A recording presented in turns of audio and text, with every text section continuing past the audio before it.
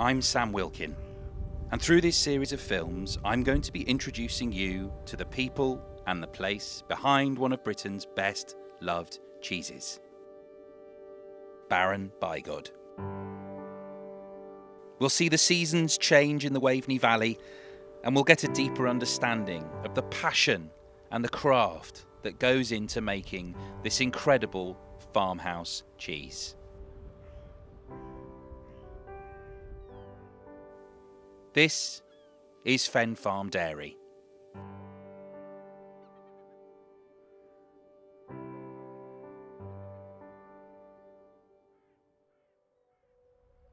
I think farming is something which is in a person.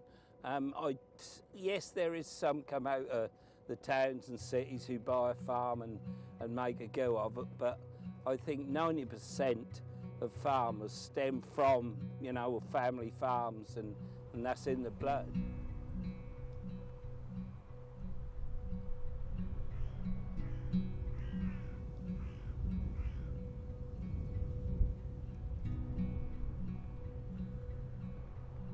My whole life is the farm, and always has been. The farmer always come first for everything. And, that's, like I say, that's just a way of life in farming. Yeah.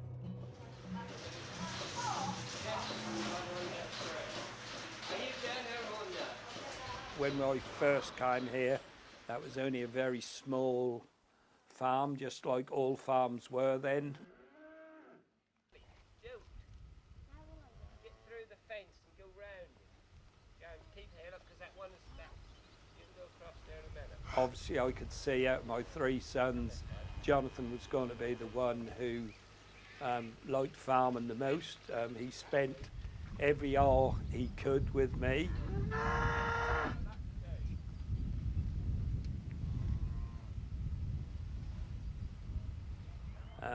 I used to go baling straw, and he would come in the tractor with me, and I'd be in the field till 1 in the morning. Francis used to come to pick him up to bring him home, and he wouldn't get out of the tractor. He wanted to stay with me, and on numerous times he'd been in the back of the cab of the tractor asleep at 1 o'clock in the morning baling straw.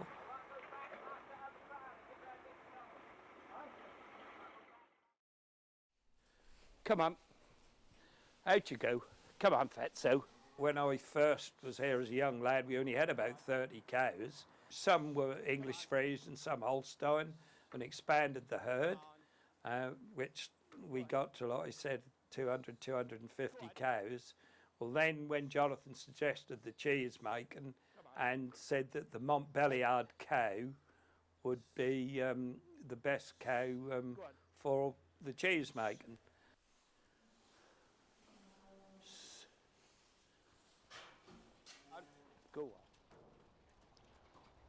Well, they're the autumn calved cows, which are obviously in a separate bunch, and they're on just grass night and day. They don't have only your food concentrates in the parlour. We're thinking of putting some more clover and herbal stuff in them. We might even start this autumn by, trying to direct drill some in to thicken it out, or with the different herbs and clovers anyway.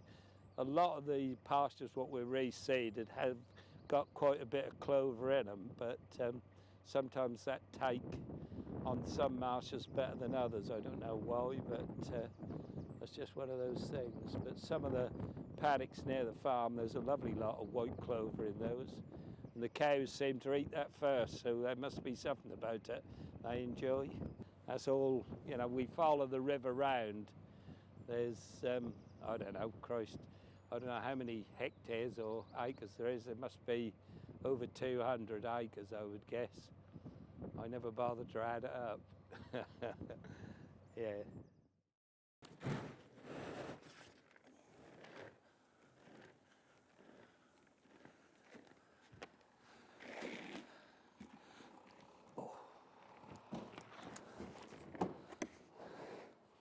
This is a supplement feed for the young dairy heifers, which are now which were born last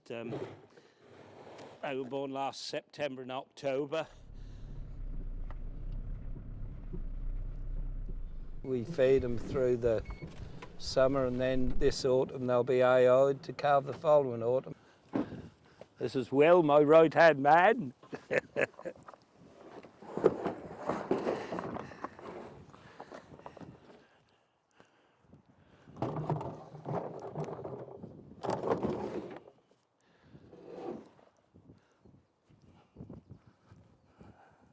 The farms when I was young were relatively sort of 50 cows was quite big when we were young, Will, wasn't it? It was all farms, like when Will and I were boys, you had everything. You had pigs, chickens, cattle, food bullocks, you know, you had a mixture of everything. But, you know, up to present, this hasn't been too bad a spring. I mean, it's been dry, but I mean, we've been lucky and had quite a bit of grass, and, you know, the grass have been growing quite well. Yeah.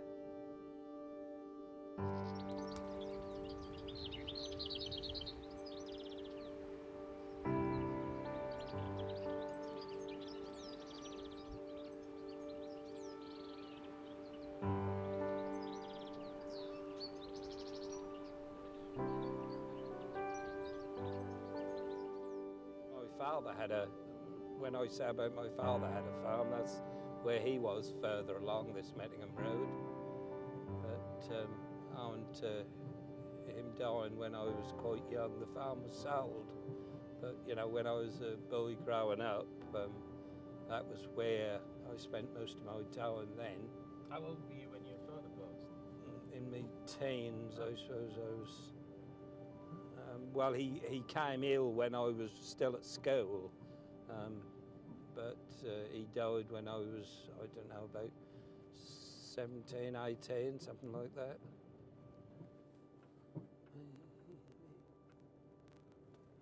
My grandfather, he went to sea, and he earned enough money to buy the farm which my father took over.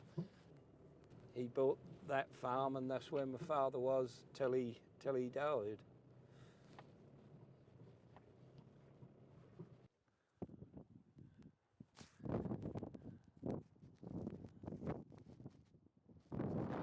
Come on.